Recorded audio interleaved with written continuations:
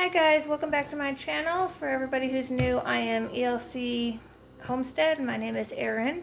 Today we are going to make cinnamon rolls, and this is a no-knead cinnamon roll recipe. I cannot knead bread due to my neck and my shoulders and the arthritis that I have in my arms and my hands. It hurts my body too bad, so all of my bread recipes, well, most of my bread recipes, or anything that has to deal with a dough is a no-knead dough recipe. So this one I just found offline. I wrote everything that I need down on my tablet. And then we're gonna go ahead and get this done. So let me get you pointed at the bowl here. All right. Alright, so hopefully you don't tip over today. So we're actually going to be using this little bowl here. And in this little bowl, we are going to put the yeast, sugar, and our warm water.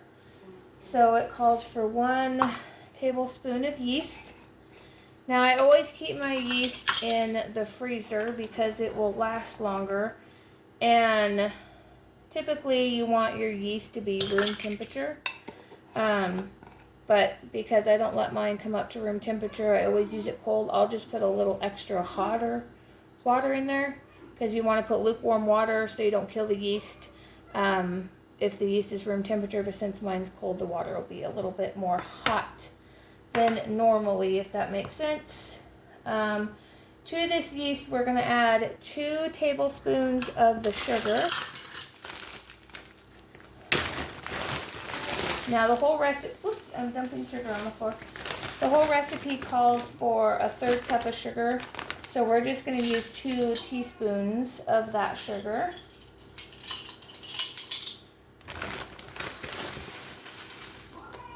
And we're just going to put that right in there with the yeast. Now I always keep my sugar when it's open like this in a Ziploc bag so I don't spill it. But today apparently was upside down. So I'm going to get my water. I'll be right back. Alright, so I have my water. I'm just going to dump that in with the sugar and the yeast. And then you want to give it a mix. So I'm just going to use the tablespoon to mix it up. And get that mixed up pretty good. Okay, that should be good. And then you're just going to set this aside until it blooms or turns frothy. That's usually about 5 minutes or so. So we're just going to set that back out of the way. I did grab another bowl out because we are going to have to warm up some milk here in a minute. So now we're going to move to our larger bowl. And in this bowl, we're going to put our flour, which is 4.5 cups of flour.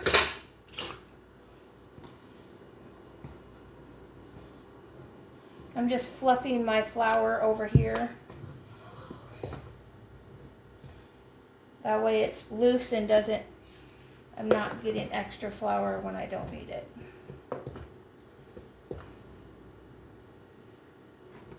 So that was 2 cups. 3.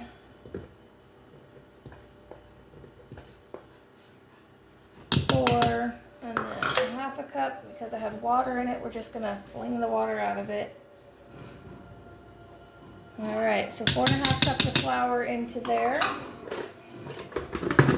And we're not quite done with the flour yet, so we're just going to go ahead and set that over to the side. So in this flour, we're going to put the remaining sugar in.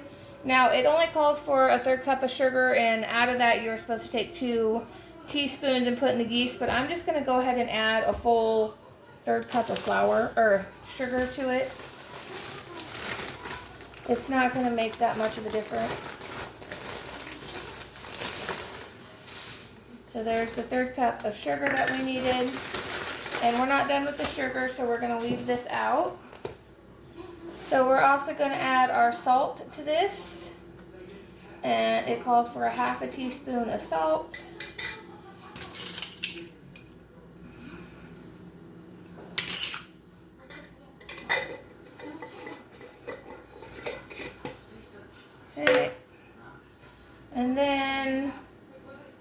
So that's all in here right now. So we're just going to combine this together until it's mixed well and blended and everything is incorporated. And make sure you get everywhere on it. And making a mess is perfectly fine, because I always say if you're not making a mess, are you really cooking? Alright, so that should be good. Now the recipe does specifically say a wooden spoon.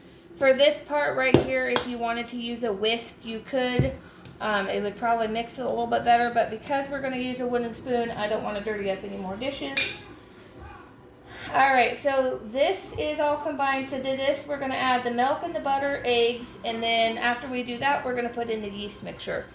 Now when you do this, you want to make a well in the bottom here in the middle, so it's just kind of a hole in your flour so all the liquid can set in there. You don't want to go all the way down to the bowl, and you don't want to go all the way to the sides. You want to make a perfect bowl inside of your flour mix. So this calls for 1 cup of warm milk.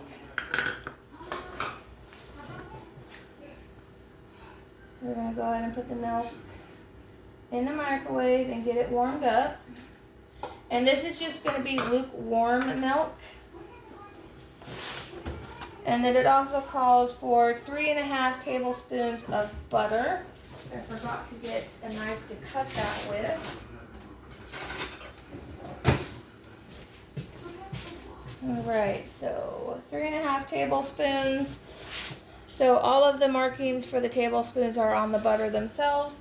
So we're just going to make a mark here in the wrapper and just cut it with a butter knife. And then we'll use that butter later. I'm going to go ahead and put this butter in with the milk and heat it up all at the same time.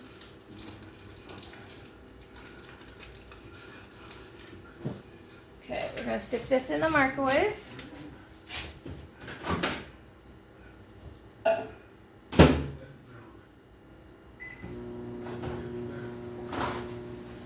Alright, I got that heating in there for about 30 seconds. While we're waiting for that, we can put our 2 large eggs in there. Now these eggs are from my chickens. Store-bought eggs work just as well. It just says 2 large eggs. So these are from my large breed chickens that do lay the large eggs. We're gonna not use this one. Try that again. Give me a minute here.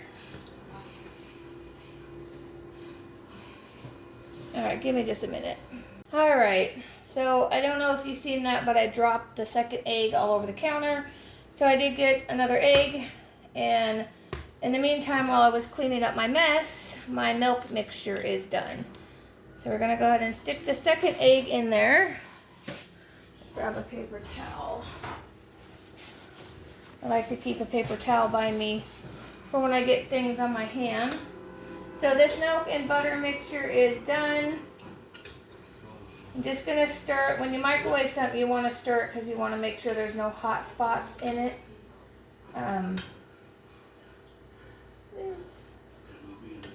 Alright, do that. Alright, so we're just going to dump the milk right in there.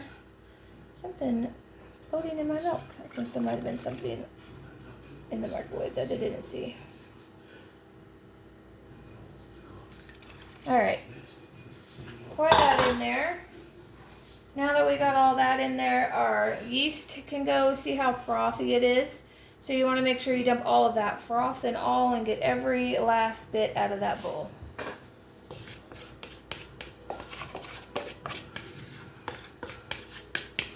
Alright. And then you're just going to mix this until it's well combined. And like I said, this is a no-knead dough. So no need to use your hands. Just a spoon works just fine. And you're going to mix this until it's combined. And it's going to look like a sticky muffin dough.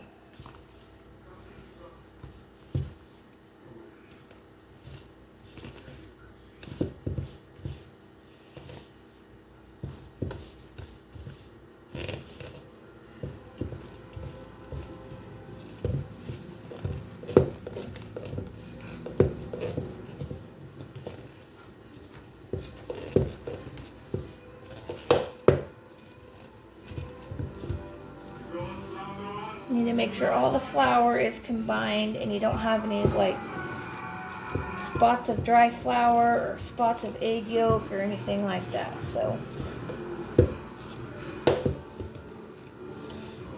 alright, so that is combined. We're going to go ahead and scrape this spoon off.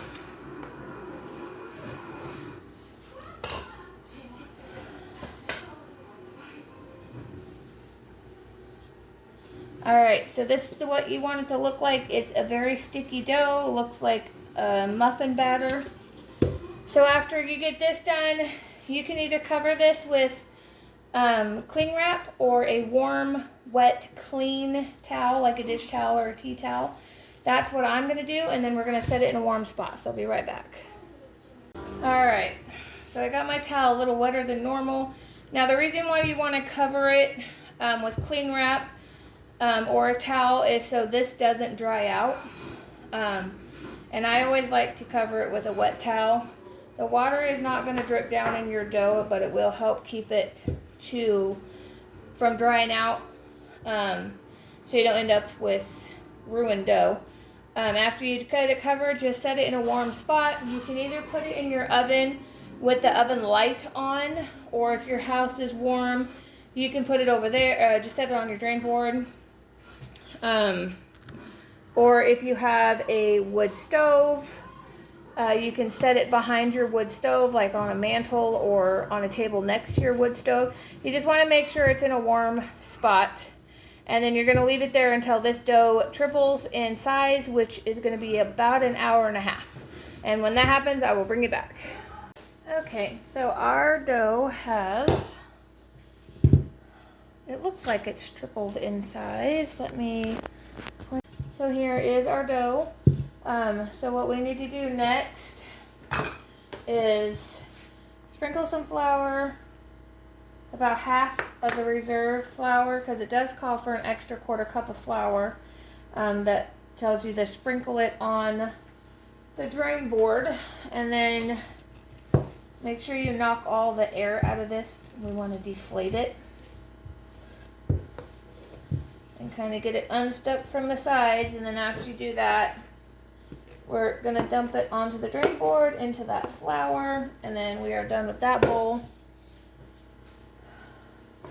It does say to work the extra flour into the dough, sprinkle some more on top. It could take more than a 1/4 cup. It might not take all of it, but it says you'll know when it's done when your dough is no longer sticky. So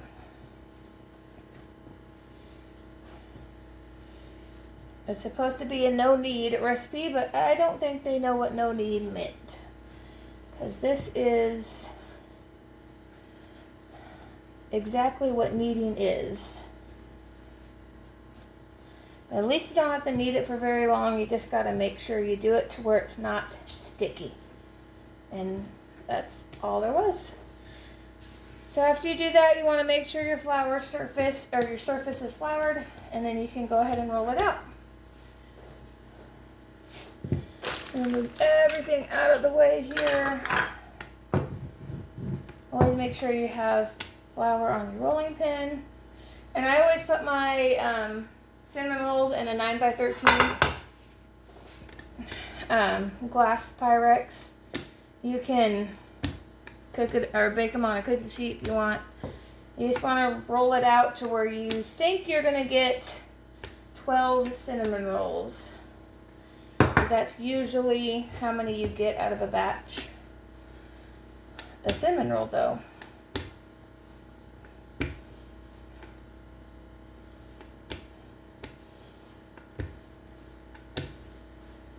And just keep flipping your dough, because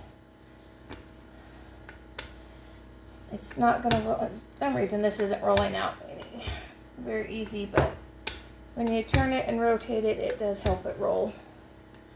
You want to get it in a rectangular shape.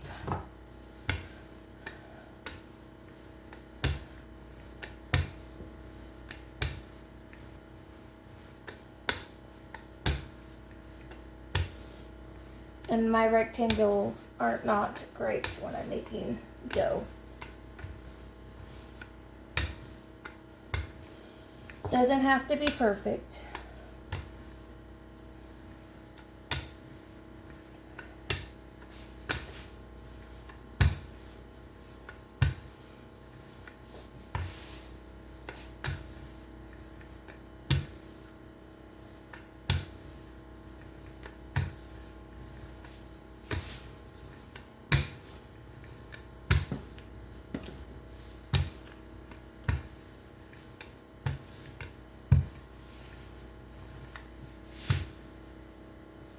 Alright, so I'm going to let that rest for a minute. And I'm just going to use this bowl to mix up my cinnamon, and brown sugar is what I'm going to use for the filling, along with butter. And you can put as much brown sugar and cinnamon as you want in your cinnamon roll filling. It's really up to you.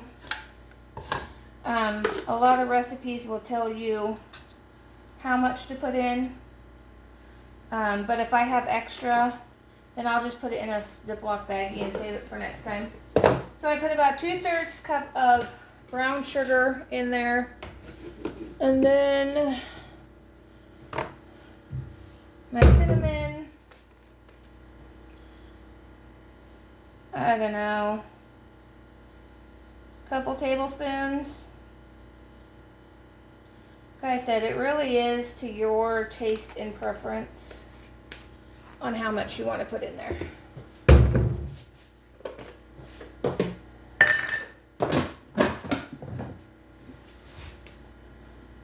And then in the bottom of my pan here, I do have melted butter. That's going to help them not stick. You can oil it or whatever, it's up to you. And I do have another stick of softened butter. Now you can use softened butter or you can melt it, but it does need to be one or the other so it will spread on your cinnamon roll dough easily. Cold butter would just tear holes in it.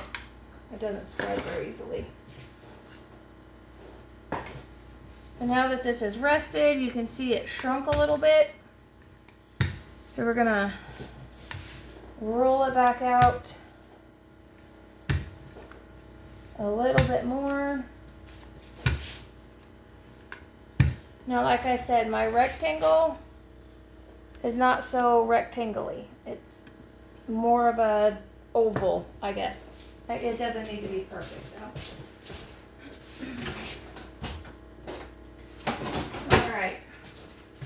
So having a pastry brush does make it a little easier if your butter is melted or very soft.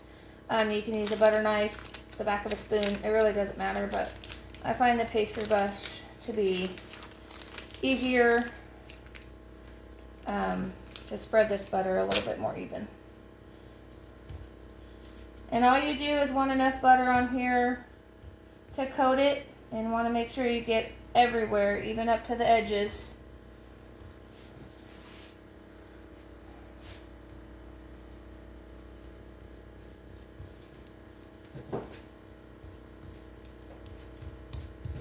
And these cinnamon rolls are going to have cream cheese frosting on it, so I do have some cream cheese softening. You want to make sure that is room temperature as well, just so it'll mix easier.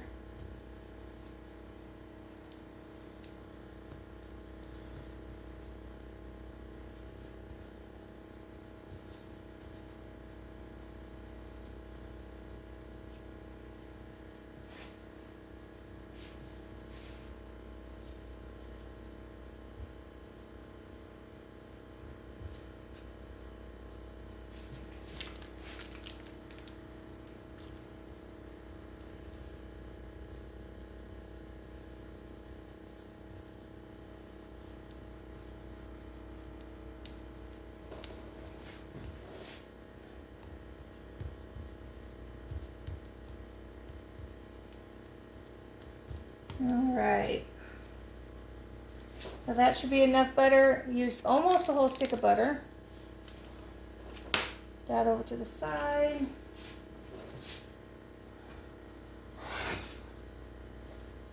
And then I'm just gonna sprinkle the cinnamon and sugar. Kind of an even layer all the way around. Like I said, you can put as much or as little as you want. I kind of like it really cinnamon and sugar in here, so a lot is my preference.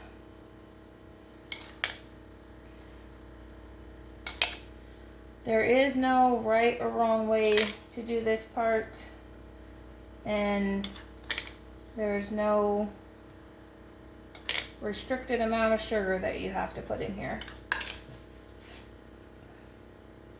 You just kind of want to make it even, so every little bite of cinnamon roll has some sugar in it. And then you can just take the back of your spoon and kind of spread it out more evenly, and making sure you get to the edge.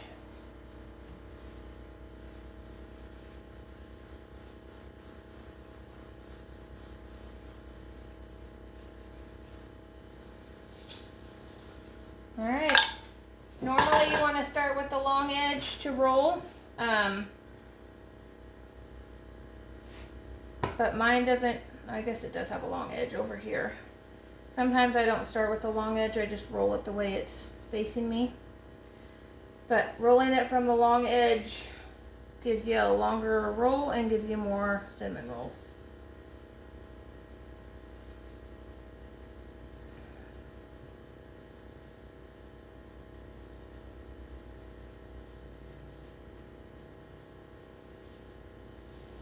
Alright. You just want to make sure you pinch it at the edge here. You just don't want them to fall apart. And then now you can cut this in several ways. You can get either unflavored dental floss, a piece of string like thread that you would sew with, or you can use a serrated knife, which that's what I'm using, is a serrated knife. I used to use the string when I was younger, but this works just as well. And you can cut these as big, as small as you want. Normally, one of these batches does make a dozen, so I try to always cut them the same size. Sometimes I get 13, sometimes I get 11, and sometimes I get exactly 12. We'll see how many I get today. So let's see, we got 1, 2, 3, 4, 5, 6, 7, 8, 9, 10, 11, 12, exactly 12.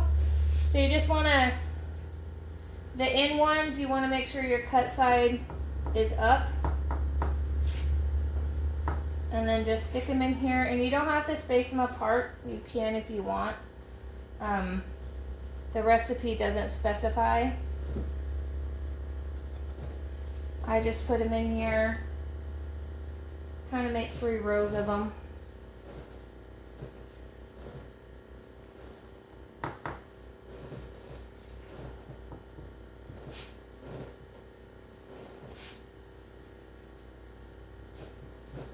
Each row should have like 4 cinnamon rolls in it.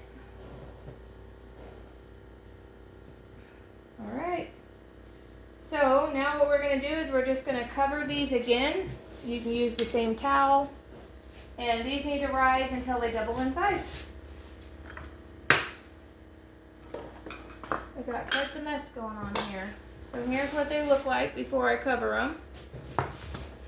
We're just going to leave them in the same area. And like I said, I did put melted butter on the bottom to keep them from sticking. And I did bring it up along the edges of the dish so they don't stick on the sides. Alright, when those are ready, I'll bring you back. Okay, so our cinnamon rolls have been rising for about 40 minutes for their second rise. And I have got my oven preheated to 350 degrees. So here are the cinnamon rolls. So they've doubled in size.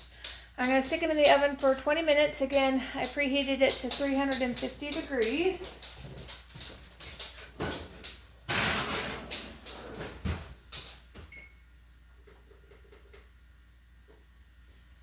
Alright, and while that's preheating or cooking, we're gonna go ahead and make the frosting. Now we are making cream cheese. So for cream cheese frosting, you just need cream cheese, powdered sugar, and vanilla. Let me grab that out of the fridge. A lot of people, the recipe that's on my cinnamon roll recipe calls for milk and butter, but I don't ever put that in my cream cheese frosting. And again, you want to make sure your cream cheese is at room temperature because it does mix easier if it's at room temperature, and it makes for a smoother consistency. And however much vanilla you want in there, that's probably a couple of teaspoons. And then maybe 2 cups of powdered sugar. Probably a little bit more. I don't normally measure, but you know, probably around that much. That's probably about 2 cups, maybe a little more. And we're just gonna mix this on high or on low at first. Kind of start it off slow so you don't use your powdered sugar everywhere.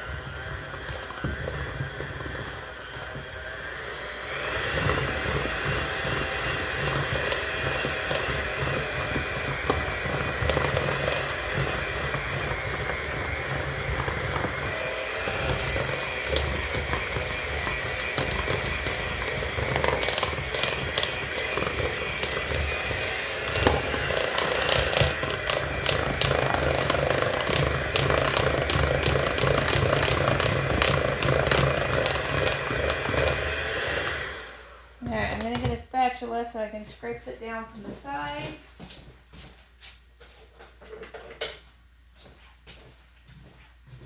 You want to make sure you get all of the stuff off the sides and any powdered sugar that might still be on the bottom, especially if you have a bowl with a rimmed bottom. It can kind of get stuck in the little crevices.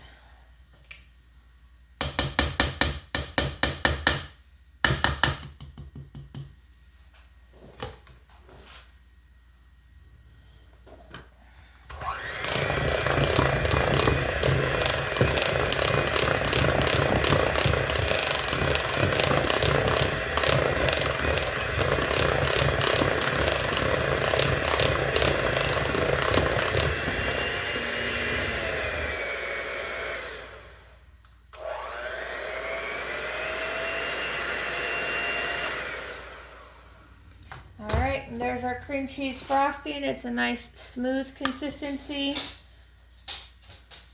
And you can always taste it if you want to add like more vanilla or whatever, but I think I added enough. I'm going to leave this on the counter because I do want it to stay room temperature so it'll spread easier over the cinnamon rolls. And they got about 17 more minutes, so I'll bring you back when they're done. Okay, so our cinnamon rolls are all done. And they puffed up super big. This is what they look like. So I took them out of the oven. They've only been out for about a minute, but we're going to go ahead and put our cream cheese frosting on them. I like putting it on when it's hot because then it melts into all the nooks and crannies and gets all gooey.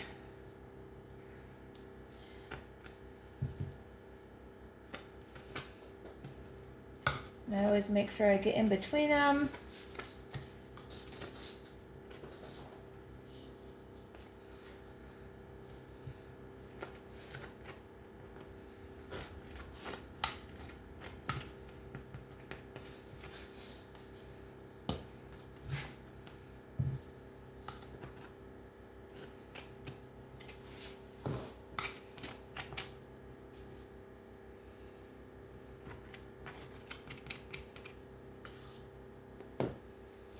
This one really puffed up over the edge of the dish. After I go through and make sure every cinnamon roll has frosting on it, I'll go back with the extra and put a thick coating on them. I really do like a lot of cream cheese frosting on my cinnamon rolls. That's the way we grew up. That's how we used to eat them.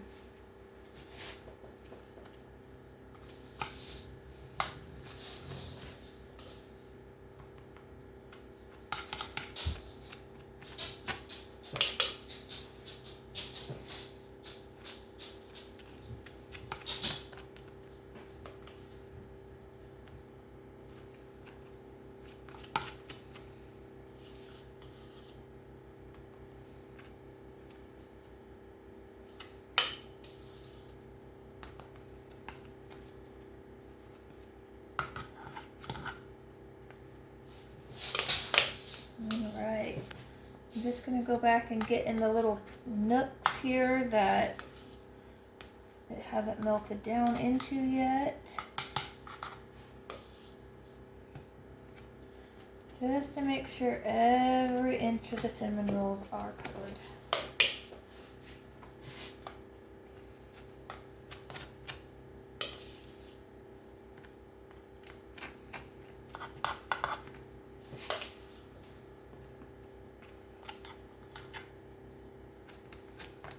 Alright, so that is them all covered, and we still have cream cheese frosting left.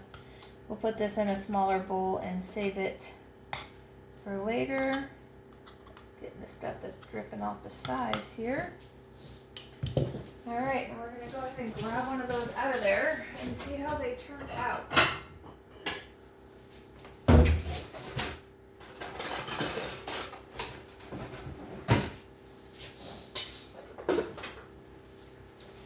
I'm going to use a spoon to get it out just because it'll hold the cream cheese frosting. I want to make sure I'm not cutting into the cinnamon roll next to it. Grab it from the edge like this. So the butter really does help it to not stick. Way better than oil would. And this can just stay in there until those cool off. Alright, so here is the cinnamon roll all dished up. Kind of fell apart, but that's alright. Let's go see how this tastes. The last batch of cinnamon rolls I made were banana bread cinnamon rolls, and those were really good, so.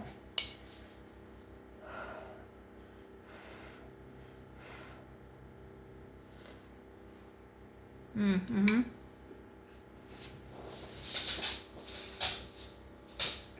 I'm really glad I found this one because I have a hard time making them when I have to knead the dough. So finding a no-knead one was